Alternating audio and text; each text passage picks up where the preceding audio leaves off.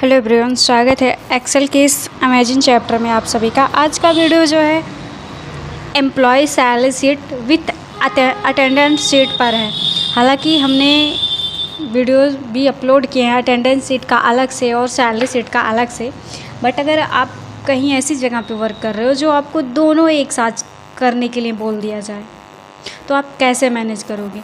जैसे attendance sheet अलग अलग मैनेज करते हैं और सैलरी शीट अलग, लेकिन अगर हमें एक ही साथ दोनों मैनेज करना हो तब हम कैसे करेंगे। ऐसी कंडीशंस में ये वीडियो उसके लिए बहुत ही यूज़फुल है, तो वीडियो में लास्ट तक बने रहिएगा। क्योंकि आप किसी भी प्राइवेट सेक्टर में अगर वर्क कर रहे हैं, चाहे वो कंपनी हो, चाहे वो कोई संस्था हो, कहीं भी अगर काम कर रहे हैं जहाँ पे प्रेजेंटी एब्सेंटी या सैलरी की ज़रूरत पड़ रही है हमें, तो हमें इस वीडियो की मदद मिल सकती है। इस वीडियो से हम उसकी मदद कर सकते हैं। तो वीडियो में लास्ट तक बने रहिएगा। अगर वीडियो अच्छी लगी तो चैनल को लाइक ज़रूर कीजिएगा। सबसे पहले हम डेटा फॉर्मेट में बता देते हैं कि हमने एम्प्लॉय आईडी ऐड किया है। एम्प्लॉय आईडी से क्या होता है कि हमारी कंपनी में या हो सकता है हमारी संस्था में एक नाम के 2 या 3 पर्सन वर्क कर रहे हो, इसलिए हमें एम्प्लॉय आईडी की आवश्यकता पड़ेगी। नहीं तो अगर नाम मैच कर गया तो हमें खोजने में उनको दिक्कत होगी, लेकिन अगर उनकी आईडी नंबर्स अलग अलग होंगे तो उन्हें खोजने में दिक्कत नहीं होगा हमें। दूसरा, मैंने नाम मेंशन किया है जो कि बहुत ज़रूरी है। डिजाइनेशंस, वो किस पोस्ट पे काम कर रहे हैं उसी हिसाब की उनको सैलरी भी दी जाएगी। उसके बाद यहाँ पे बेसिक सैलरी है, उनको जो है पर मंथ की सैलरी कितनी दी जा रही है। उसके बाद में ये मैंने अटेंडेंस शीट बनाया है, प्रेजेंटी एब्सेंटी। ये मैंने जो है लिया है, आप अपने हिसाब से जितना दिन आपको चाहिए, जितना दिन का चाहिए, 30 दिन 31 दिन का, उस हिसाब से आप डेटा फॉर्मेट बना लीजिएगा। उसके बाद मैंने सबसे पहले यहाँ पे ख़त्म होने के बाद, अगस्त ख़त्म होने के बाद यहाँ से सबसे पहले एब्सेंटी लिया है कि वो कितना दिन एब्सेंटी है। मान के चलो अगर वो लीव ले रहा है, आपकी कंपनी में लीव ले रहा है, छुट्टी ले रहा है आपको बता के, तो उसको भी हमें काउंट करना होगा। मान के चलो हाफ़ वर्क कर रहा है, यानी कि हाफ़ डे वर्क कर रहा है, तो हमें वो भी काउंट करना होगा। उसके बाद इन सबको हटाने के बाद हम टोटल प्रेजेंटी देखेंगे उसकी, वो कितना दिन आया हुआ है, उसी के आधार पे उसको हम सैलरी देंगे। उसके बाद मैंने यहाँ पे मंथ सैलरी मेंशन किया है।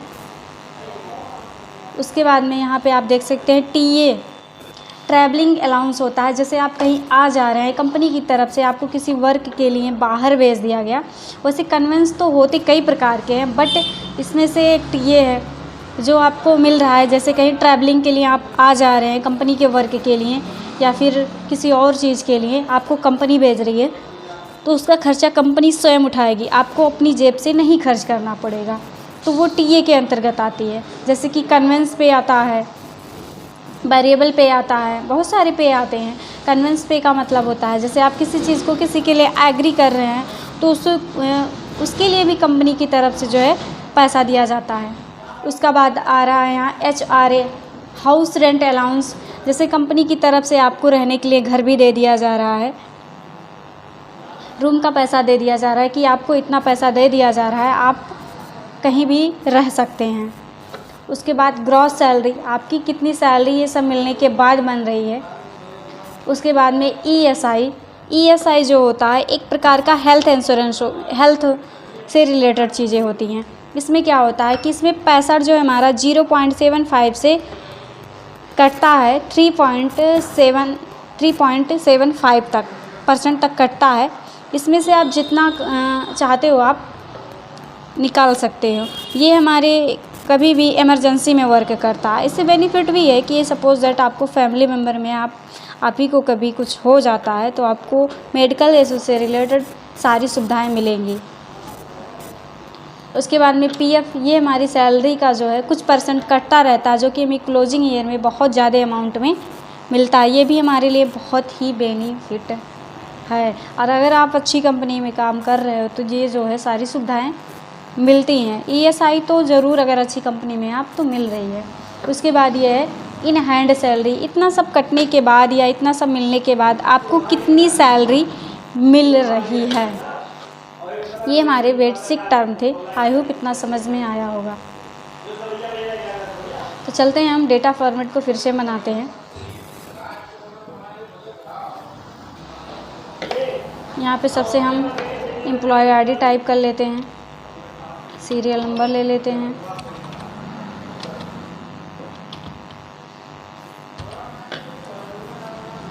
यहाँ हम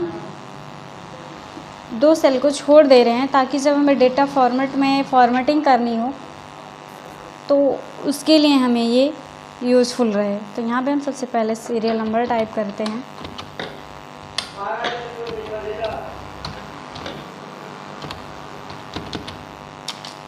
आईडी हो गया, यहाँ पे नेम हो गया। हमें सेम डेटा की ज़रूरत है तो हम डेटा वहीं से ही कॉपी कर ले रहे हैं। टाइप करने पे वीडियो काफ़ी लंबा हो जाएगा और समय ज़्यादा लग जाएगा ऐसे में। आप देख सकते हैं ये सारे डेटा आ चुके हैं यहाँ पे। ये फॉर्मेट काफ़ी लंबा है थोड़ा सा, इसलिए दिख रहा है, मैंने माइनस कर दिया है। आप थोड़ा सा जूम कर लीजिएगा। अब यहाँ पे सबसे पहले जैसे कि मैंने बताया था employ ID, name, designation, basic salary और ये सारी चीज़ें, तो हम यहाँ से एक बार इसे सेट कर लेते हैं। थोड़ा सा छोटा बड़ा हो चुका है, यहाँ से ऑटो फिट कर ले रहे हैं। फॉर्मेट में आएंगे, ऑटो फिट विथ कॉलम कर दे रहे हैं ताकि ये सब सेट हो जाए। आप देख सकते हैं ये सेट हो चुका है। अब हमें ज़रूरत पड़ने वाली है सबसे पहले एब्सेंटी और परजेंटी की। तो इसके लिए जो है हम सबसे पहले यहाँ पे जो है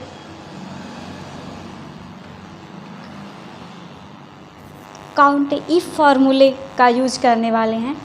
तो हमें एब्सेंटी निकालना है कि कितने जो है एम्प्लॉयज़ एब्सेंट थे और कितने लीव लिए थे, कितने हाफ डे पे थे, कितना टोटल वर्क किए हुए हैं। तो इसके लिए हम यहाँ इक्वल लगाएंगे,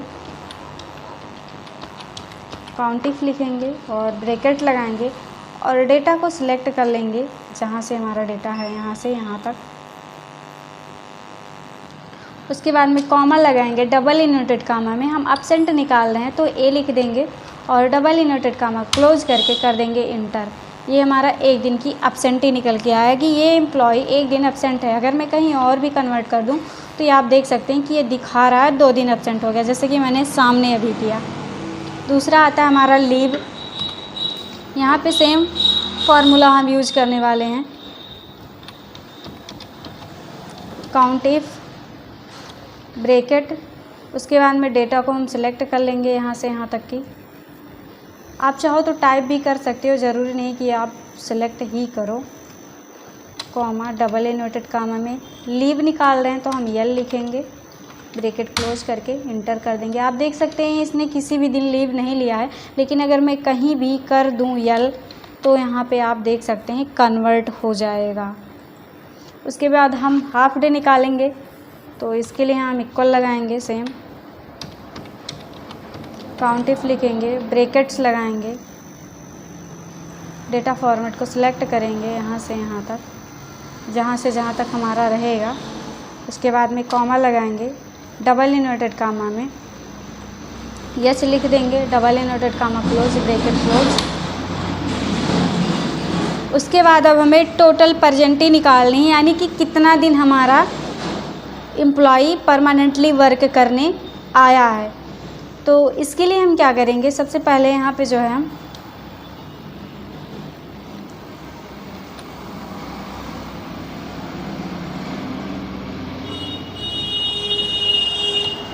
काउंट इफ लिखेंगे, इक्वल लगाएंगे,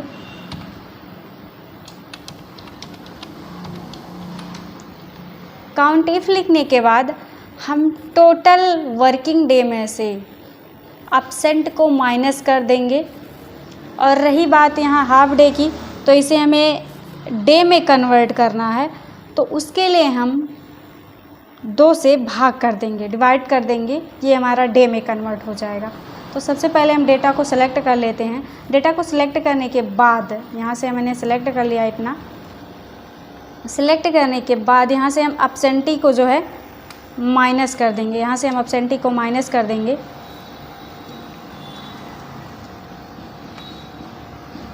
और हम यहाँ हाफ डे को सिलेक्ट करेंगे, यहाँ से हाफ डे को सिलेक्ट करके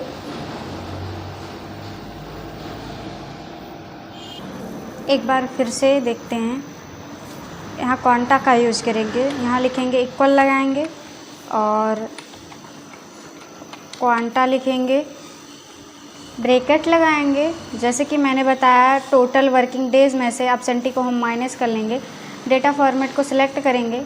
सिलेक्ट करने के बाद यहाँ हम ब्रैकेट लगाएंगे और एब्सेंटी को सिलेक्ट करेंगे। यहाँ हम एब्सेंटी को सिलेक्ट कर लेंगे।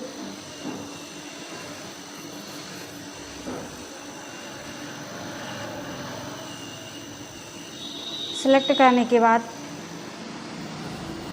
करने के बाद माइनस का साइन देंगे और एब्सेंटी को उठाएंगे, फिर से माइनस का साइन देंगे, ब्रैकेट लगाएंगे और हाफ डे को उठा के 2 से हम भाग कर देंगे यहाँ से, ताकि ये जो हमारा हाफ डे आया है, अब जैसे कि उसने 2 दिन हाफ डे किया है, अब हमें जो 2 दिन हाफ डे किया है उसको मुझे डे में कन्वर्ट करना है, तो हमें 2 से भाग करना होगा। यहाँ पे एंटर कर देंगे, हमारा 28 दिन निकल के आ जाएगा। एक बार फिर से इक्वल लगाएंगे, क्वांटा लिखेंगे, जितना हमारा टोटल डे है यहाँ से उठा लेंगे वर्किंग, और यहाँ पे जो है ब्रैकेट्स लगाएंगे, माइनस लगा के एब्सेंटी को हम उठा लेंगे, जो भी हमारा एब्सेंटी रहेगा।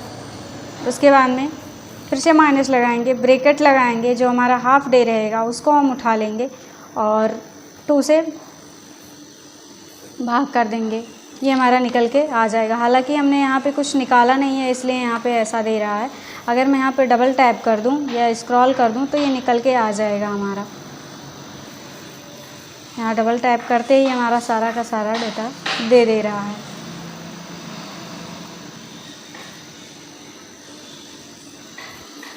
आप देख सकते हैं। उसके बाद मंथली सैलरी आप देख सकते हैं कि ये 31 दिन में से टोटल इसने 28 दिन परसेंटेज दी है। इसी के आधार पे इसको सैलरी मिलेगी। जो जितना दिन वर्क करता है प्राइवेट सेक्टर में उसको उतने ही दिन की सैलरी मिलती है। तो हम यहाँ पे उसी के आधार पे इसको हम सैलरी को निकालेंगे। तो इसके लिए हम इक्वल लगाएंगे और यहाँ पे जो है जो हमारी बेसिक सैलरी थी उसको उठा लेंगे और भाग कर देंगे जितना दिन हमारा वर्क हुआ होगा।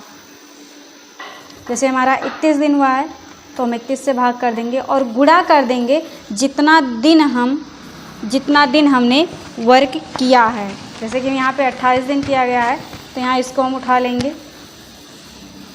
और कर देंगे इंटर। ये हमारा बन रहा है 16,258 रुपये। अब जैसे कि मैंने बताया था टीए एक कन्वेंस के अंतर्गत आता है, कन्वेंस पे के अंतर्गत, जो कि हमें कंपनी की तरफ से मिलती है ट्रैवलिंग अलाउंस। अब मान के चलो हमें 1,000 रुपये ये है मिल रहा है कंपनी की तरफ से। अब जैसे कि मैंने बताया HRA house rent allowance, company की तरफ से कुछ पैसे मिलते हैं आपको रहने के लिए, आपके खर्चे के आपको दिया जाता है रहने के लिए घर के तौर पे। तो मान के चलो हम यहाँ पे डाल दे रहे हैं 3500 डाल दे रहे हैं यहाँ पे। उसके बाद अब हम ग्रॉस सैलरी चेक करेंगे कि इतना सारी सुविधाएं जो मिल रही हैं उसके बाद इसकी सैलरी कितनी बनेगी।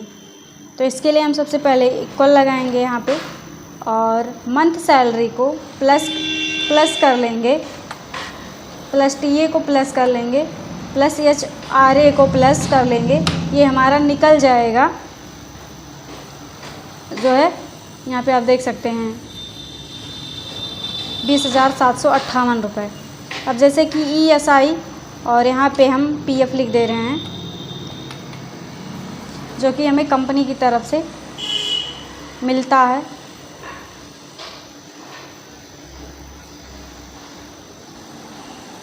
उसके बाद में इन हैंड सैलरी,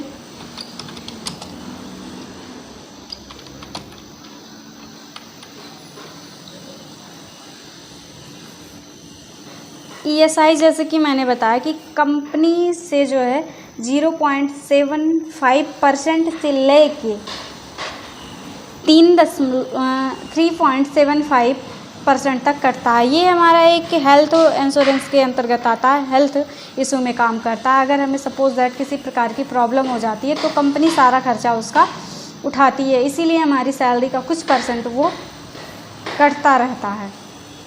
तो यहाँ पे क्या करेंगे, हम इक्वल लगाएंगे और जो हमारी मंथ सैलरी है उसको उठाएंगे और गुणा कर देंगे जितना परसेंट हमें निकालना रहेगा अपनी सैलरी का। हम यहाँ 0% उठा रहे हैं 75। आप देख सकते हैं यहाँ पे 122 रुपये जो है हमारा निकल के आ रहा है पर मंथ का। 121 रुपये, सॉरी 121 रुपये निकल के आ रहा पर मंथ। इतना मतलब कुछ नहीं होता है, लेकिन अगर आपके प्रॉब्लम में ये काम कर जाता है। पीएफ जो होता है ये हमारी सैलरी का कुछ परसेंट कटता है, जो हमें क्लोजिंग ईयर पे ज़्यादा अमाउंट के तौर पे मिलता है, जो हमें बहुत यूज़फुल में हेल्प करता है। ये हम अपने आधार पे बता सकते हैं, या फिर कंपनी में इतना फिक्स होता है कि इतना परसेंट आपकी सैलरी का कटेगा। 10%, 12%, यहाँ हम 12% करके आपको बता रहे हैं। यहाँ इक्वल लगाएंगे, हम मंथ सैलरी उठाएंगे और जितना भी परसेंट आपकी सैलरी से कटेगा उतना हम डाल दे रहे हैं। हम 12% डाल दे रहे हैं, तो ये आपकी सैलरी का जो है यहाँ पे 12% कट जाएगा।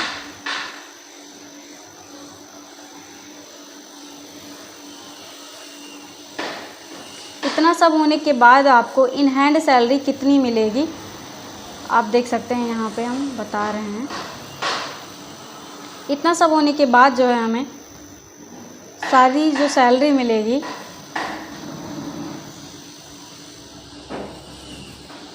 इसे हम जो है ग्रॉस यहाँ पे इक्वल लगाएंगे। ग्रॉस सैलरी से हम जो है ईएसआई और पीएफ को माइनस कर देंगे, ये हमारी इन हैंड सैलरी निकल जाएगी। इसको हम यहाँ लगाएंगे इक्वल।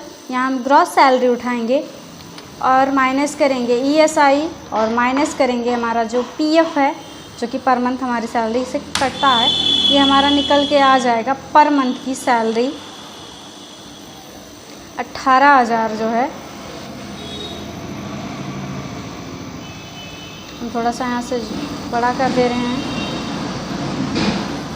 ताकि आपको देखने में प्रॉब्लम्स ना हो। आप देख सकते हैं 18,685 रुपया जो है इन हैंड सैलरी इनकी पर मंथ की बन रही है। इतना सब कटने और सब मिलने के बाद अगर और भी कोई कन्वेंस कंपनी देती है तो वो भी आपकी सैलरी में जोड़ दिया जाएगा। आई होप वीडियो समझ में आया होगा। Thank you.